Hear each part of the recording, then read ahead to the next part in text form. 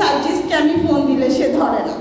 আমার দুইটা সন্তান, বড় ছেলের 16 বছর, ছোট ছেলের বয়স 13 বছর, এখন 14 চলতেছে। আব্দুল্লাহ মারা গেছে 5 তারিখে।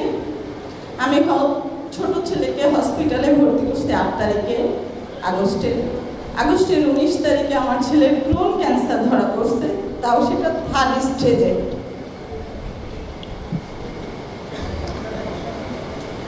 ইভেন আমার হাজব্যান্ড মার্চের 18 তারিখ ইন্তেকাল করছে ব্রেন স্ট্রোক করে।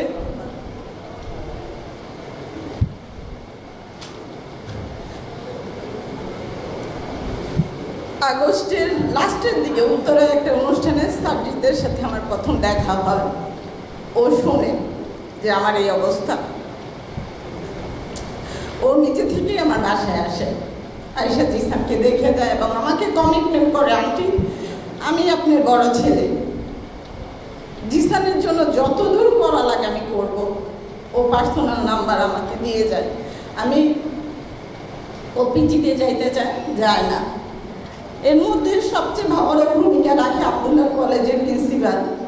উনি আমাকে, যখন আমি বলছি আমার জিসানের পিজিতে অনেক কষ্ট হচ্ছে, কারণ প্রতিদিন লাশ বের হচ্ছে, এতটুকু ছোট ছেলে সে সহ্য করতে পারতেছে না, উনি অনেক দৌড়াদৌড়ি করে আমার ছেলের ট্রিটমেন্ট সিএমএইচের ব্যবস্থা করে। ওনার কাছে আমি চিরকৃতজ্ঞ। আজকে জিসানের ট্রিটমেন্টের রাস্তা তৈরি করে দেওয়ার জন্য। আমি এই বিগত 1 বছরে হাজিদের সাথে আমার 4 থেকে 5 বার দেখা হয়েছে। আমি বলতে পারবো সার্জিদকে আমি অনেক রিকোয়েস্ট করছি, সার্জিদ আমার জিসানের জন্য কিছু করো, কারণ একটা ক্যান্সার রোগীর ট্রিটমেন্টে কি পরিমাণের খরচ সেই জানে। আর আমার পাশে দাঁড়ানোর মতো কেউ ছিল না। আমার বড় ছেলেটা মারা গেছে, আমি ওর শোক পালন করবো না আমার ছোট ছেলেকে নিয়ে দৌড়াবো। একটা মার জন্য এই রাস্তাটা যে কি কঠিন শুধু সেই বোঝে, কারণ আমার আল্লাহ দেওয়া সবচেয়ে প্রিয় 2টা ধনকে নিয়ে আমি যুদ্ধ করতেছি। একটা তো আল্লাহ পছন্দ করে নিয়ে গেছে, আরেকটাকে নিয়ে।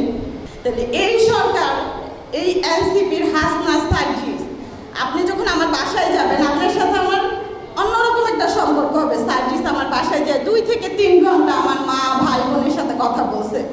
সেই সার্জিসকে আমি ফোন দিলে সে ধরে না।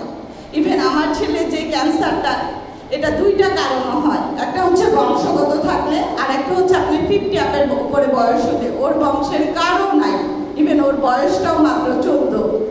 আমার ছেলেকে কালকেও আমি ডাক্তারের কাছে নিছি, আমার ছেলের পুরো পাকস্থলীটা কেটে ফেলছে।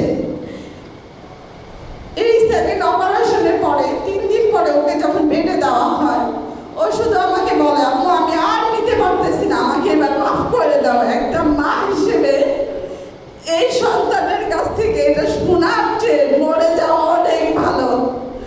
ও এতগুলো কেমন রেডিও নিছে, কোনোদিন আমাকে বলে না যে আম্মু আমি আর পারতেছি না।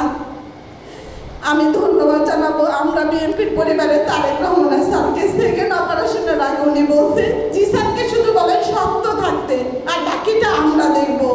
ইনশাল্লাহ আপনার 2 ভাইয়ের পাশে আমিও আছি, আপনি কখনো নিরাশ হবেন না। এখন যদি এই কথাগুলো আমি বলাতে বিএনপির পক্ষ নিয়ে কথা বলি, আমি সরি, কারণ আমি ওদের টাকা দিয়ে আমার ছেলে ট্রিটমেন্ট করাইছি।